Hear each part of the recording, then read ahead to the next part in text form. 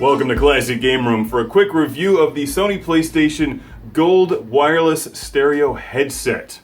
This thing, you can get this in a couple different colors. The blue and the black one is the cheapest. It's wireless for your PlayStation 3 and PlayStation 4. They sound good. And they look great with an Atari hat. But what doesn't? A couple weeks ago I unboxed the Gold Wireless Stereo Headset. And yes, you can download a companion app for the PS4, which I'll show you in a bit. Works pretty well. How games were meant to sound. And it sounds pretty good. Been using these for the last few weeks, actually. Regularly. My wife loves them because apparently the house isn't full of crashing cars and gunfire anymore. This has 7.1 virtual surround sound, and it sounds really good, actually. I've been using them for Star Wars Battlefront, for Assetto Corsa, and for a bunch of PlayStation 3 games like Dynasty Warriors Gundam 2. They all sound great because the robots and explosions and car crashes stay in my ears, and I don't get yelled at for having the volume up too loud like normally. So for those of you who cohabitate with someone else, these are actually a really nice choice. Admittedly, headphones aren't the most exciting things in the world to film, but I do like these, and I recommend them. However, I have read online that they are prone to breakage right here. You can fold them in, there's some hinges here, and fit them in a little carry bag if you want to. I don't know why you would do that, but apparently this is quite delicate, and a number of people on Amazon have posted pictures of these broken and smashed and destroyed. I have not had any problem with them yet. Actually, I really like these. I like them because they sound good, they're reasonably comfortable, and they're practical.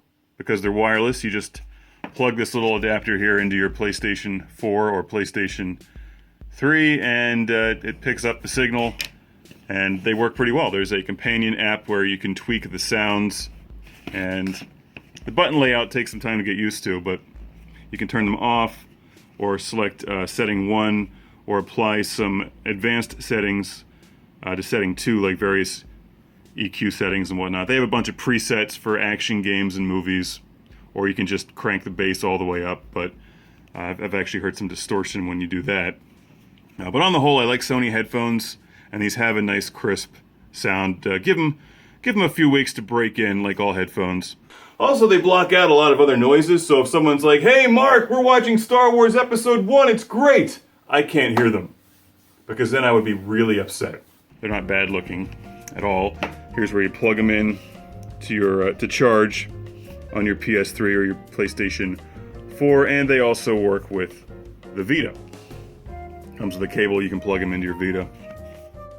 Here's the wireless headset with the supplied wire that plugs right into your Vita, and then they work like any other headphones. In fact, they work well.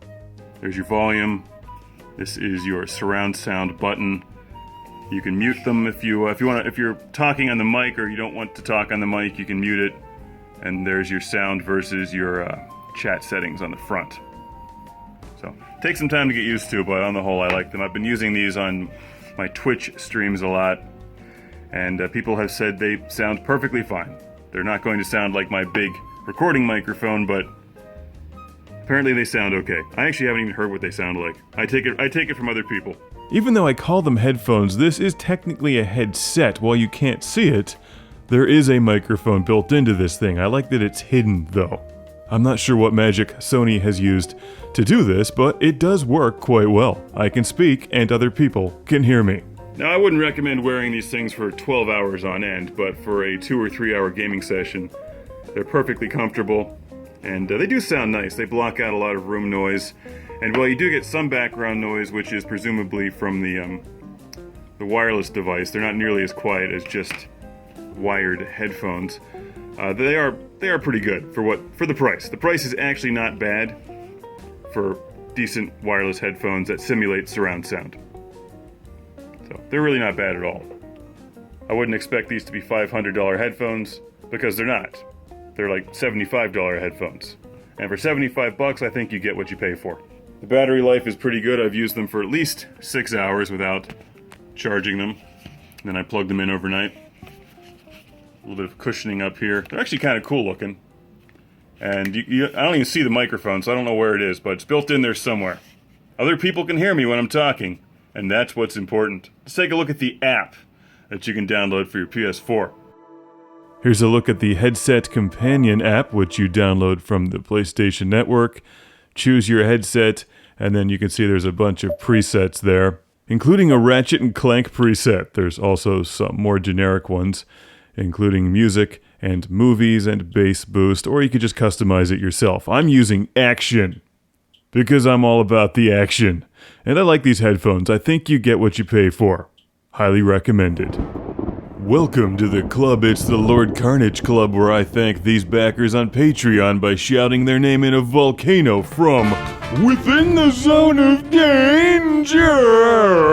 Jeff Breyer. Jeff Breyer. Derek Langley. Derek Langley. Michael and Ariana Nelson. Michael and Ariana Nelson. Michael Fernandez. Those not named Michael Fernandez aren't Michael Fernandez. Steven Chucknick. Steven Chucknick. Al Stiver. Al Stiver. Rick DeBarros. Rick DeBarros. Jason Goy. Jason Goy.